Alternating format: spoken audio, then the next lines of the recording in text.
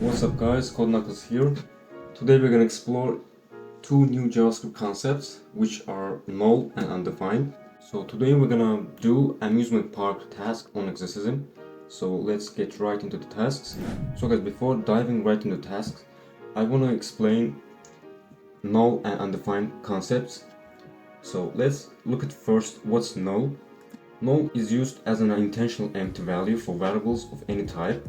So if null is assigned to a variable, it makes that variable empty but not totally absent because it still is a variable. So let's look at the undefined. If undefined is assigned to a variable, it makes that variable totally absent in the global scope. But undefined appears in different contexts. For example, as you can see in the example right here, we just only declare the variable name but not assigned it to any variable. When we console log this variable, it returns us undefined. Also, we're gonna implement optional chaining in today's tasks. Optional chaining was added to JavaScript language in 2020, and this makes it a new concept in this language. Also, optional chaining makes so much easier to understand undefined. So let's look at the example right here. So in this case, there is an object right here and we want to reach to zip code value, but it returns as undefined because there is no zip code nested key in this address object. But if we want to achieve any nested key of an unknown object key, it's meaningful to use optional chaining in this case because we don't even know that this nested key right here even exists in this object. And also, besides that, we want to reach to another nested key of that residence key, which is street, but it returns undefined. And this is how optional chaining works. So let's look at our tasks. So in the first task, it says create a new visitor. So we're gonna implement create visitor function, and this function takes three different parameters, and we're gonna return an object. So if you guys wondering how objects works, in my recent videos I already talked about it.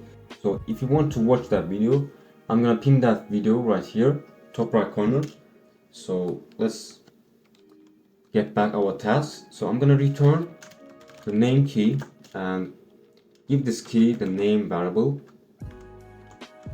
Also, the second key in this object is gonna be age.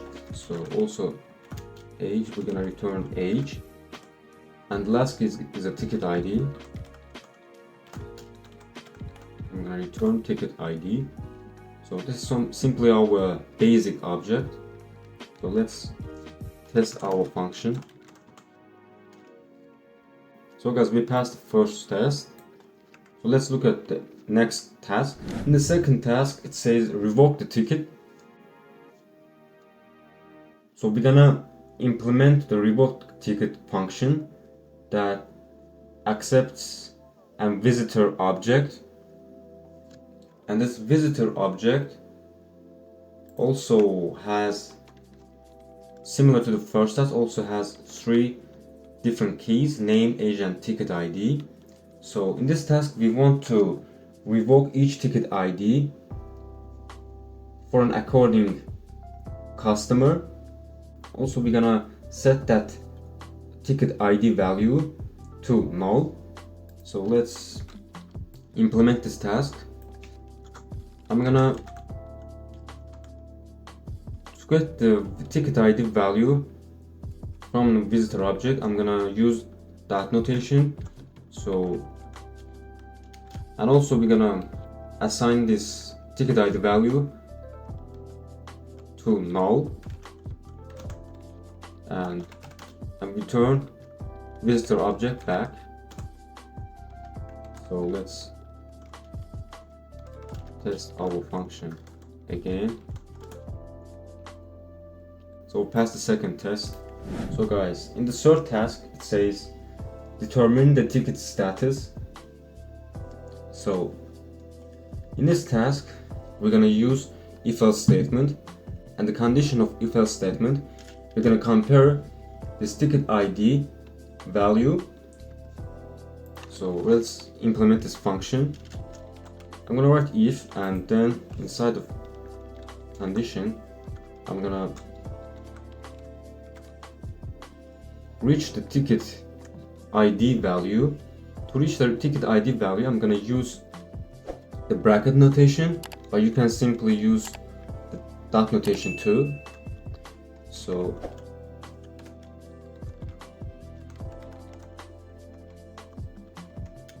and in our first condition, we're gonna compare this value to the null,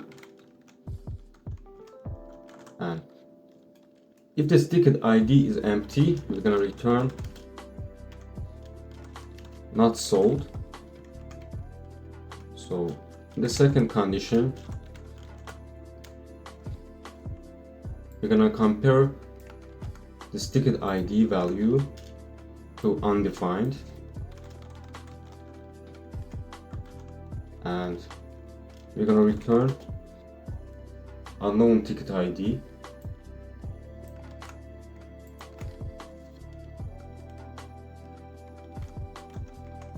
So otherwise, we're gonna return the name. Otherwise, we're gonna return the owner of this ticket. So we're gonna write this statement. I'm gonna return the name of this owner. So we're gonna write ticket ID.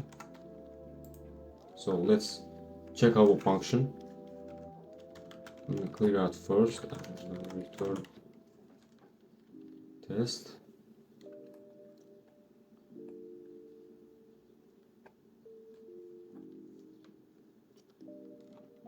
A few minutes later.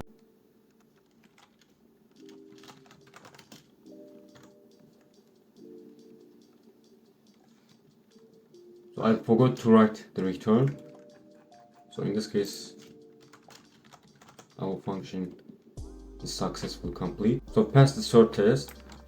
So let's look at the fourth task. So in this task, it says improve the ticket status response. So we're gonna implement a simple ticket status function which takes tickets object and ticket ID key value. So also the task says that this function only returns one of two different results. So in the first result, the name of the visitor if the ticket was sold. So in the second case, we're gonna return invalid ticket statement if the ticket wasn't sold yet, or the identifier was not found in the tracking object. For all these conditions, I'm gonna use Turner operator. So for the first condition, it says the ticket was not sold yet.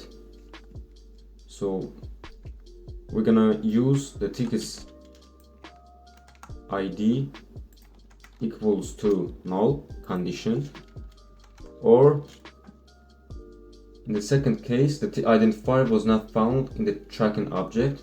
So simply in this test, it's unknown, and we're gonna use the undefined comparison. So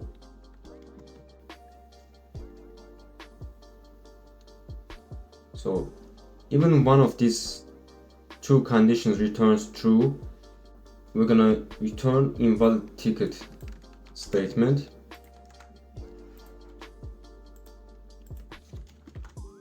Otherwise, we're gonna return the name of the owner of the ticket. So to get the name of that owner, we're gonna use bracket notation. So let's check our function. So guys, we passed the test, and the last task, it says determine the version of terms and conditions.